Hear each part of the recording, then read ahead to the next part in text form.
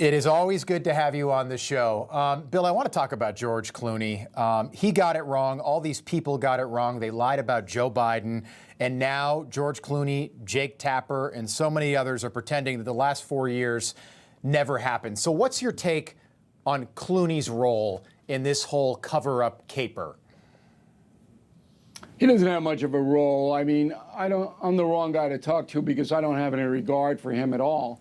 After the 9/11 attack, there was a huge telethon fronted by him, and I participated in that telethon. It raised hundreds of millions of dollars to families who lost loved ones after the 9/11 attack. And then the charities involved couldn't get the money of the families. I asked Mr. Clooney personally to intervene. He would not. He attacked me, so I don't have any respect for him at all. Yeah, I don't think many people have a lot of respect for him, certainly not in conservative circles. Take a listen to what he said about journalists, because he's doing this play now, Good Night and Good Luck, not far from where you and I are sitting here in New York, and he apparently thinks he's a journalist now. Take a listen.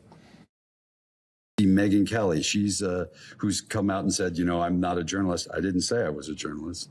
Neither is she, by the way. Anyway. But I'm not quite sure what she's done. I've at least been to, you know, Darfur and Sudan and the Congo and been shot at and to try to get stories out. And I'm not quite sure what she has done to be a journalist. What do you make of that, Bill? Megyn Kelly's not a journalist, according to Bill O'Reilly or George Clooney. Look,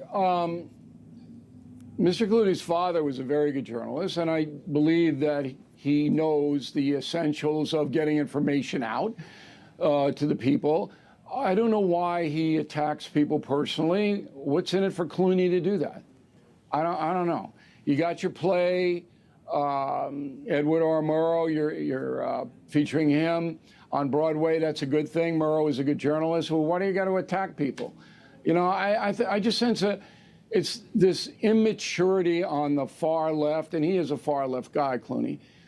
This kind of, you know, if you don't see it my way, you're not worthy. I don't really know what this is.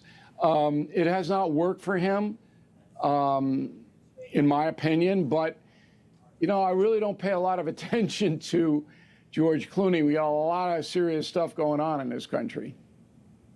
Well, this is part of it, Bill. Here's something for you. The markets have had 3 good days in a row now, back in the black.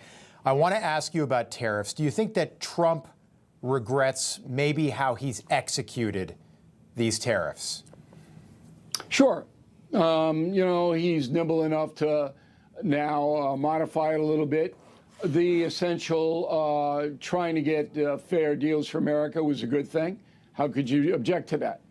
But when you drop everything at once on a system that does not handle uncertainty well, that's trouble. So I don't know if the Trump administration thought it out. When you mess with people's money, Rob, there's going to be unintended consequences. And that's what we saw. I'm hoping and I believe that Mr. Trump will get a much improved world trade situation for the USA. I think he will get it. And maybe in 6 months, this story won't even be a factor at all. Yeah, is there an expiration date on MAGA goodwill when it comes to these tariffs? It's already reached. I mean, if you look at the polling now, people are reacting emotionally to their uncertainty in their portfolios. So the MAGA people are only 35% of the Republican Party. And so when you add it all together, it's a big crew, but it's not a dominant crew. And most people who voted for Donald Trump recognize that the Democrats and Joe Biden were horrendous in governance. And Trump's first term was pretty successful. So it was logical that he got put back. But the cliche is, I didn't sign up for this. And then people's portfolios go down 10% and they're going, whoa. And that's understandable. Yeah, you had a phone call with Trump. I heard you mention that on a podcast with Jillian Michaels, who was just on with us a couple of days ago. What did you say to him? Well, I talked to him a lot, so I don't know what call you're referring to, but when I something talked to tariff the president, related. Okay, So when I talk to the president, it's usually on the record. I'm not violating any confidence. But he knows that his legacy is tied into the economy. And, you know, there are a lot of other things happening. There's Ukraine, and there's Gaza, and there's Iran, but Donald Trump's legacy as a president is tied into the improvement of Americans' lives economically. He knows that. And so we kicked around some of the past presidents off. He's read Confronting the Presidents, or at least somebody's briefed him on it. And I said, you know, this guy got into trouble here. Jimmy Carter ruined himself there. Biden's administration was ruined because of high prices. Hoover was a disaster. I said, you've got to really stair-step these things. They're very difficult. And that was the gist of the conversation. You've spent a lot of time with Stephen A. Smith over the last several weeks. Do you see him as a legitimate presidential candidate for the Democrats in 2028? Maybe a little of what Trump had in 2015, 2016 there with him? I don't think Stephen A. wants it that much. I think he's shaking it up because that's what Stephen A. does. He's a lot like me in that we just shake things up. But if he wanted to make a serious run, certainly Donald Trump has provided a pathway for a populist candidate. And Stephen is a smart man, a sincere man. I think he's honest.